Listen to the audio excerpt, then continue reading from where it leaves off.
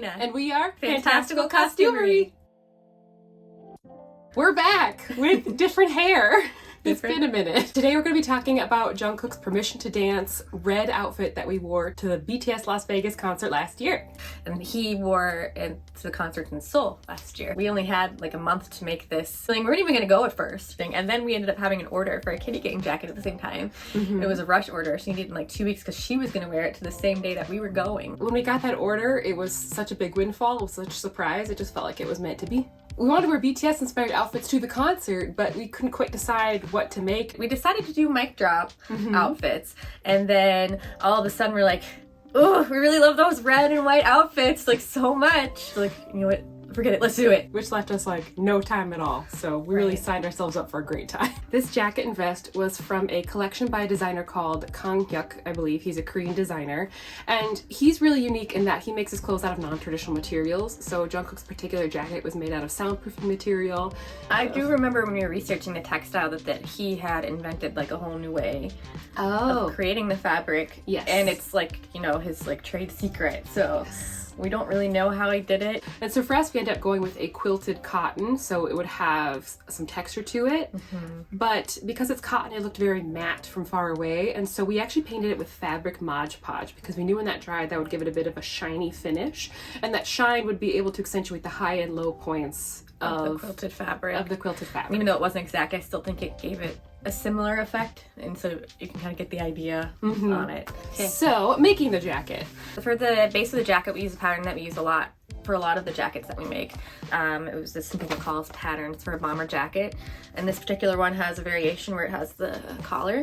For the base of the jacket, I use this pattern, and then we cut out an extra large size, so it was oversized like his, and then I made the waistband and the cuffs. Yeah, I just measured it and made it like, you know, out of the fabric instead of out of elastic. And so that part was pretty simple. The only other alterations I needed to make would be for the collar, since his collar was so wide, just bringing it down and making it a bit wider too to match his.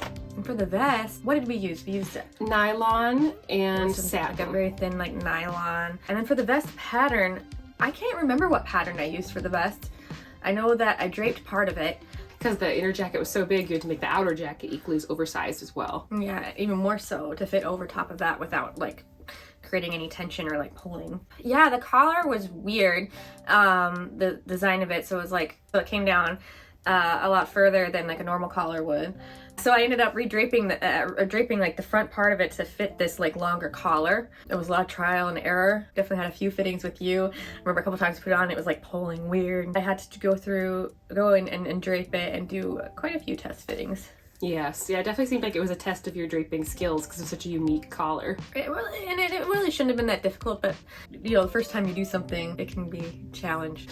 And I remember it was also hard to do as well because you couldn't see the full collar of the vest because it was hidden under the collar of the other jacket, so you could just kind of see the silhouette of it poking out. Right, so I had to make sure that it would come down far enough to be peeking out underneath the big wide collar of the jacket underneath. I don't remember. There was a lapel on each side, so the jacket had a little zipper flap on one side and the vest had a zipper flap on the other side. Was it? Yeah, it was opposite sides. Yeah, so you also had to make a zipper flap to go underneath the zipper as well. Yeah, which is really easy to do, but it was just another detail that we had to create. So Junkook originally under this wore a couple different layered mesh shirts that had different cutouts in it. I got a white kind of strappy sports bra, and then I got a red mesh shirt, a red mesh tank top that I layered over the top. And then it was in the 90s in Las Vegas at the time. So we ended up wearing, we had bought pants, but we ended up wearing shorts the whole time because it was hot. Yeah, I remember scrambling like the last day or so before trying to find shorts like, that would fit how we wanted them to fit and everything that were comfortable, because it was still April, so like shorts here were still like just starting to come out in the stores and everything. It was hard to find them, but we ended up making it work. And then for the footwear, originally Junkook wears some pair of red and white sneakers, I believe, but this is a concert. We wanted the height and we wanted the look, so we ended up going with some white platform boots that went to about mid to high calf. Yeah, platform boots were like a priority for us since we were on the floor. Yep. Especially for me, because I'm only 5'2". Oh, jewelry. Junkook, he has a kind of layered chain that he's wearing around his neck.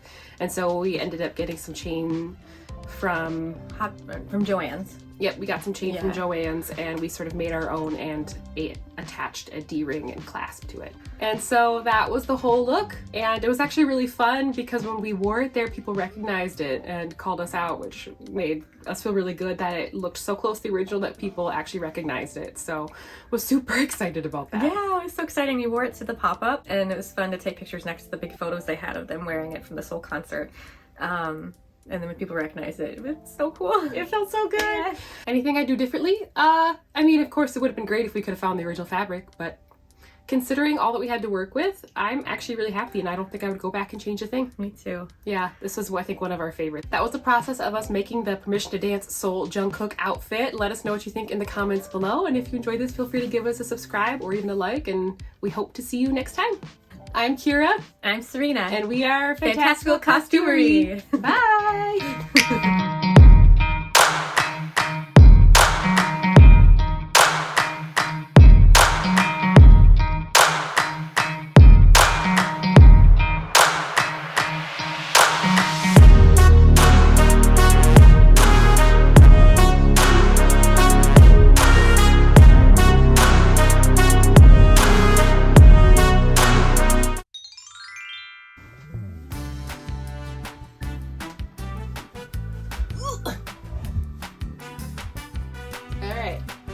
Resume.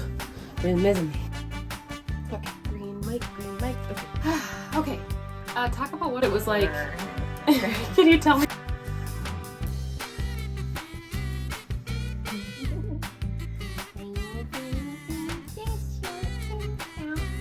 How do I look? Actually, it works quite well. Does it? Yeah, hold on.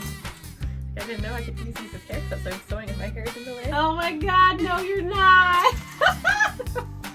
It's perfect. It's perfect. It looks good. Sewing supplies. Useful in more ways than one. And they look like 90s butterfly clips. Oh my god! Cute! And this is a new style. Looks good. Hold on, do the other one. Perfect. Oh, I hit my microphone. Oh no! Look, you can see right, I messed up a little bit. Whoops!